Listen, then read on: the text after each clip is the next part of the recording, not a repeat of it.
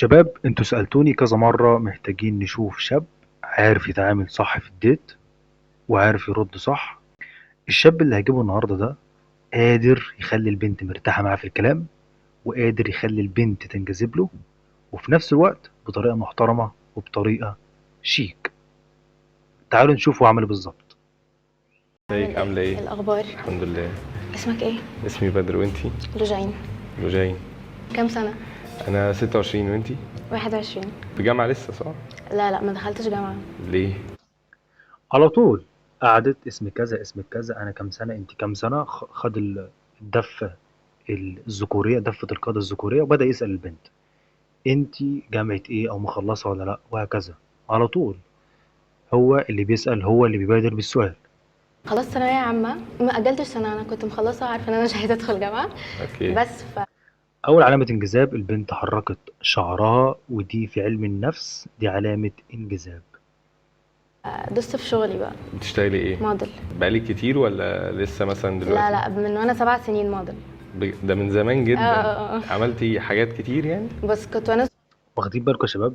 الشاب بياخد جمل منها ويفتح من خلالها كلام بطريقة شيك، وصوته هادي، يبان طبيعي خالص، مش قاعد كأن البنت مش قاعدة في انترفيو، لا عادي، هي مرتاحة معاه في الكلام، بترد براحتها، هو في نفس الوقت بيسأل أسئلة عن طريق إجاباتها.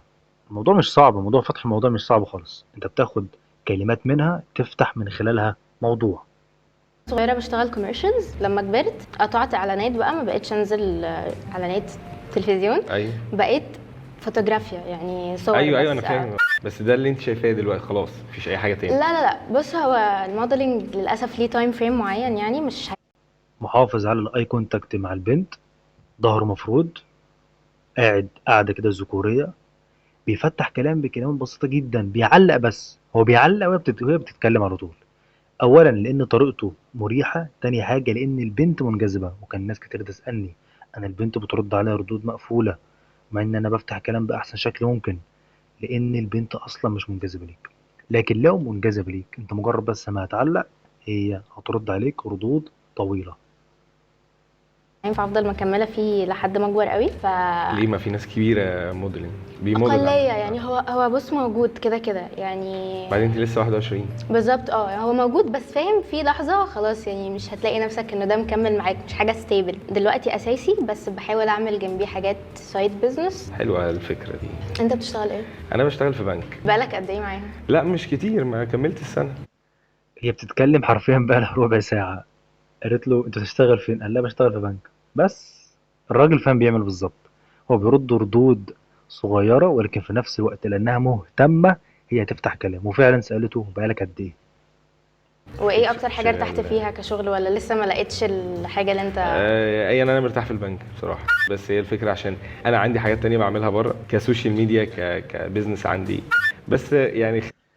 شباب، لما تكون البنت بتتكلم معاك كتير وعمالة تتكلم وتفتح كلام وبتحكي لك كتير عن تفاصيل حياتها، ما تبخلش عليها في الكلام، علشان في الأول هتشوفك كرنج، هتشوفك غامض بزيادة وأوفر، وهتتقفل منك. لذلك هو اتكلم ولا أنا عندي حاجات تانية، سوشيال ميديا وعندي سايد بيزنس، بيعلم من قيمته، وفي نفس الوقت بيخليها مرتاحة في الكلام من خلال إن هو بيتكلم برضه بيزود تفاصيل. التفاصيل دي البنت غالبا هتاخدها وتفتح منها كلام. خلينا في حته الديتنج دي، لان في سؤال مهم جدا. الراجل بالنسبه لك ايه؟ انا شاب ذكي لقى إن البنت بتتكلم معاه في موضوع البيزنس، لأن البنت صغيرة في السن، فطبعا هي مش عارفة تتعامل صح، فهو ذكي قام واخد الحوار لحتة بقى الديتنج. بقى تعالى بقى نتكلم عن الديتنج والأسئلة اللي فيها مشاعر والأسئلة اللي نفهم شخصية بعض بعيد عن البيزنس، عشان لو انت فضلت 24 ساعة تتكلم معاها عن البيزنس هتشوفك بتاع شغل حرفيا. واخوها، اخوها مش واحد ممكن ارتبط بيه، لانه مش بيكلمني غير مش بيكلم معايا غير عن الشغل بس، او عن الكورة او السياسة او الكلام العبيط ده. هتتكلم مع البنت ابعد عن الحاجات اللي فيها حياة او فيها شغل رجولي، مثلا زي السياسة، الرياضة، الشغل. خليها بسيطة شوية، اتكلم اكتر عن شخصيتها وخيالها وذكرياتها وهكذا. كبنت بشتغل، عندي اكتفاء ذاتي ماديا فكريا كل حاجه. بالنسبه لي الراجل بقى ممكن يضيف لي ايه عن كل حاجه بقى انا اوريدي موجوده عندي. بالنسبه لي ممكن يكون مصدر. حركة لا إرادية من البنت، هي جسمها بيميل لقدام وبتسند على الترابيزة، دي حركات لا إرادية لأنها منجذبة ومبسوطة بالكلام مع الشاب. هو قاعد مسيطر، فارد ظهره وساند ظهره على الكرسي. أي حد جاي من الشارع يقول لك الولد ده مسيطر، والبنت قاعدة مهتمة وبتستمع للراجل اللي بتتكلم معاه. كمان يكون احيانا الست بتكون ايموشنال اكتر من لوجيكال، فهو ممكن يكون يساعدها تفكر ازاي يوجهها، ما تكونش هي ماشيه بس بقلبها كده على اي طب ما حاجه. هو واحده زيك عارفه طريقها كويس قوي، عارفه هي بتعمل ايه. حلو برضو ان حد يكون معاك. يعني بس- انت بالنسبه لك عندك حته المينتاليتي بتاعت هو يكون ليدر. بالظبط. هو انا بص يعني طب هتفولو؟ شوف، سوري يعني سوري ان انا سؤال ذكي جدا من الشاب. انت عندك المينتاليتي بتاعت ان في راجل هيليد وانت هتفولو. ده الشاب هنا جاي يختبرها، هو مش جاي ديت وخلاص كده، او ما صدق بقى ان انا كلمت بنت وما صدقت ان انا نزلت مع بنت. لا، زي ما انت بتختبريني اختبارات شيت تيست، انا برضه بختبرك بشوفك هل انت مناسبه ليا ولا لا. هل انت عندك منتاليتي انك تكوني فولور لراجل، لذكر، لليدر اللي هو انا؟ هل عندك المنتاليتي دي ولا لا؟ هل اصلا عندك القدره تعترفي بده ولا لا؟ قالت له اه انا عندي المنتاليتي دي. فطبعا هو بيشوف هل هي مناسبه ليه ولا لا. طبعا دي حركه حلوه جدا من الشاب. قاطعك، بس بس هتفولو. هو لو الراجل بليد صح كده كده. طب ليه ما يضيفش سعاده؟ طب مبسوطة انت معاك. ارتبطت قبل كده؟ ارتبطت كم مرة؟ قبل. لا مره. هو خلينا ما نحسبهاش. كنا مبسوطين؟ سكيب. لا قعدت معاه قد ايه؟ 6 شهور تقريبا. طب ما انت 6 شهور قاعده معاه وانت مش مبسوطه. في let's say 3 شهور كده. السبارك بتاعت البدايه. في 3 شهور كده. انا كنت بيسألها برضه عن الماضي بتاعها وهي طبعا جاوبته، وبيسألها قعدوا قد ايه، بيختبرها، هو بيشوفها مناسبة ليه ولا لا. والبنت ما شاء الله بتبرر بتبرر بتبرر وعمالة ترد. البنت منجذبة قوي، والشاب حرفيا قاعد بيختبرها وساند ظهره، بيشوفها مناسبة ليه ولا لا، وهي مش عارفة تتعرف على شخصيته جامد يعني. وده دليل اكتر ان البنت لما تتقبلك هي خلاص بالنسبة لها هي كده اوكي، على عكس الراجل اللي بجد. الراجل اللي بجد بقى بيفلتر البنت هل هي مناسبة ليه ولا لا. هدوس ليه؟ أنا مش عايز ادوس بجد، انا مش عايز ادوس والله. طيب في 3 شهور كده بنبقى قشطة. عادي، وانا يعني بنعديها عادي، بيهزر يعني، ممكن نعتبرها تكة بسيطة كده، بس عادي نعديها. الدنيا لطيفة والدنيا واخدانا مش عارف ايه، بعد كده شهور بتتعرفوا على بعض وبعد كده بوم الحقيقة بقى جت. فاهمني؟ الريد فلاج بقى. ريد فلاج ان الفولوينج ليست بتاعته كلها تكون بنات. انا ما عنديش غير 3. كويس، حلو. ان هو يكون لسه مثلا معتمد على باباه ومامته. بشتغل من عندي 14 سنه يعني. اوكي. وان هو ما يكونش يعني شايف مكانة الست في المجتمع. حاجه هو بقى هو كبني ادم، يعني مثلا نتن ايا كان من الحاجات ده اللي اكيد ريد فلاج. طب ما هو لازم نقول حاجه زي كده يعني طيب بص، يعني هو انا كبني كده آدم. كده كده مستحيل اقبل بموضوع البخل ده. ما هو ممكن يكون بيضحك بس عليك. والله قبل كده حصل معايا موقف، يعني كنت لسه في توكيل. واخدين بالكم؟ هو حرفيا بيتناقش معاها عادي، بيدردش، هي اللي بتحكي، هي اللي بتجيب مواقف، هي اللي بتشغل ذكرياتها. دي علامات انجذاب عالية جدا طبعا. برضه مش هتكلم انها مايلة بجسمها وبتحرك شعرها مبتسمة، دي كلها علامات انجذاب عالية ناحية الشاب. ستيج مع حد ونزلنا تقريبا 2 ديتس وعرفت ان هو بخيل، سحبت نفسي اقول انا ما اتسالتش. مثلا. انا صح؟ هقول عندك صحاب ولاد؟ انا انا عندي صحاب ولاد عادي هناك أهو. عندي صحاب ولاد. حلو. بص ما بقالكوا عنديش قد إيه؟ صحاب ولاد، يعني عندي.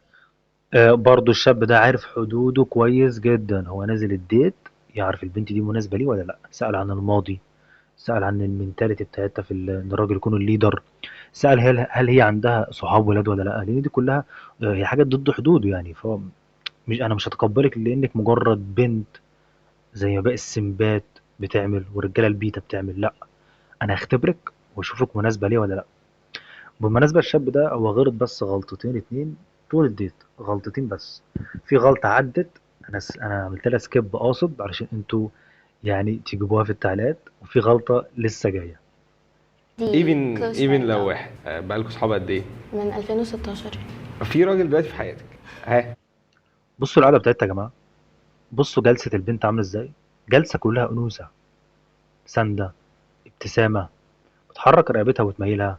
اصلا ميلان الرقبه دي علامه انجذاب عاليه جدا، فالبنت منجذبه بشكل كبير يعني. طلعني من هنا. ها في راجل في حياتي حكيت لك باك جراوند عن الشخص ده والفريندشيب بتاعتنا، عندك حقك انك تدي رايك، مش مرتاح له مش عارف ايه، هنتناقش. ما انا بقول لك مثلا ان احنا في السيتويشن دي ما انا بقى دلوقتي، مش انا بقول عارفه لك هل انا متمسكه بيك ولا مش متمسكه بيك. لا انت متمسكه بيا. مين قال لك؟ ما انا افرض انا ما هفهمك تمسكتش بيك دلوقتي. هفهمك احنا في سيتويشن كده وعايزاني. طب احنا هنسال سؤال، معلش ثانيه هقول لك هنسال سؤال. انا ببروفايد كل حاجه، هتعوزيه في ايه؟ انتوا في ما بينكم عشره واهلكم يعرفوا بعض وعارفين بعض حصل من خير في صغيرين. الدنيا خلاص ماشي، فاهمني؟ بس يعني فخلاص انا مش ممكن يعمل حاجه. هو كده مش هيعمل حاجه. روقي. هو كده مش لو هيعمل حاجه. سمحت بجد يعني كانك بتقول لي انا ولا اخوكي، فاهمني؟ ما هو مش اخوكي. للاسف دي غلطه الشاب عملها. فضل يتناقش معاها عن موضوع صحابها الولاد فتره طويله، والنقاش ده بيقلل الانجذاب، لان اصلا من شروط الريد بيل لا تتناقش مع الانثى، لا تتناقش مع الانثى لان الانثى مش بتفكر بالمنطق، هي بتفكر بالمشاعر. فغالبا انت هتخسر النقاش يعني. مش هتخسر عشان انت مش فاهم، لا هتخسر لانها هي مش هتعترف لك بالحقيقه، مش هتقولك ايوه انا غلطانه انت عندك حق، والكلام ده مش هيحصل. والنتيجه لو تاخد بالك هي رجعت ظهرها على الكرسي، ده دليل انها غريزيا كده اتقفلت سيكا، ان هو لا في حاجه غلط، انا مش مرتاحه، بيناقشني في حاجه انا مش متقبلها، وفي نفس الوقت حاسه انه ما ينفعش اصلا الراجل يناقشني وكده. فللاسف ده نتيجه سلبيه للي هو عمله، دي غلطه. هو ده اخوكي؟ تحب تعمل ايه وانت زهقان؟ بجد يعني يا شغل يا جيم يا شغل تاني. عامة هو معروف عن الجدي ان هم ورك اورينتد قوي. ما اصل ما عندناش حاجه غير ان احنا ننجح. والله الحياة ابسط من كده بكتير، ممكن تتعرف عليا كشخص تاني، فكك من الحتة دي، في عندي حاجات كتير قوي تتعرف عليها. انا بصراحه ما عنديش مثلا مكالمه الو انا نازله مع ابراهيم. خلاص مش هنزل عادي، مش لازم طب أنزل. وابراهيم موجود ليه؟ ماشي، نفسك تعملي ايه؟ ماي فيرست جول دلوقتي انه انا عايزه اريح مامتي وبابايا واخواتي برضو، اخويا الصغير بالذات. تمام. بس انا مش هدوس لسه، انا عايز اسمع. تسمع اغاني ايه؟ اي حاجه يعني، عامه في فرايتي كتير قوي في الاغاني عندي. حلو. معلقه دلوقتي معايا لوست ان يو LB. اوكي. نفسك تسالي في ايه مثلا من يعني انت سالتني الراجل ايه بالنسبه لك، فحابه اعرف برضو انت بالنسبه لك ايه الست الراجل ايه ولا الست؟ لا الست طبعا، دورها ايه بالنسبه لك؟ انا طول النهار تعبان بشوف ناس يعني، بس انا عايز اجي استريح. طب حوار الفاينانس ده بيقلب مع الناس جدل، انت بالنسبه لك في الماديات الست والراجل مين اللي يصرف مين يعمل ايه الدنيا؟ انا مش شايف انه الست المفروض تصرف معاك في اي حاجه؟ ما انا بقولك مش هقعد اوفر. طب سؤال بس وانا بص للكاميرا، تمام؟ مش هبص لك، ايه التايب بتاعك؟ مش عارف اقول ايه. مش بضغط عليك خالص. عادي قول يعني حاجه زي كده مثلا. عادي يعني، ممكن اعتبرها زي فليرت يعني، مش تقلل منه يعني، او الحركه دي. هديك فرصه تانية. يعني عادي قولي مثلا قصيره طويله شعرها. لا بصي، يعني انا بحب الشعر الطويل. اوكي. بحب ان هي ما تبقاش قصيره قوي. انا 160 سم، حبيت اقول لك بس كم اصلا يعني عامه طالما ما وصلتيش ل 155 يبقى تمام. 160 ممكن اكون 161 عامه. ببتحاول تثبت نفسها ليه انها مش قصيره، فطبعا دي علامات انجذاب. حلو ده، بس عشان هي تيجي هنا. فاهم. لونج ديستانس ريليشن شيب. بالظبط، هنزل كتير. انت التايب بتاعك ايه؟ بص فعليا ولا اي حاجه. عاجبني ان هو برضه مش بيسيب لها فرصه انها تساله تاني، يعني مجرد ما هي بتساله بيجاوب اجابات يعني حتى لو متوسطه او قصيره، وبعدين يسال هو على طول. طويل. ما هو شكل اهو. حلو. ما انا حسيتك ان انت محتاج رد، فانا قلت اقول لك يعني ما بهتمش بالشكل بجد. بس لو هو حلو وطويل بتاعي بيبقى احلى بيبقى يعني. فيه قبول كده في الوش انا فيها حته نرجسيه شويه. عادي يعني الحته دي جامده قوي.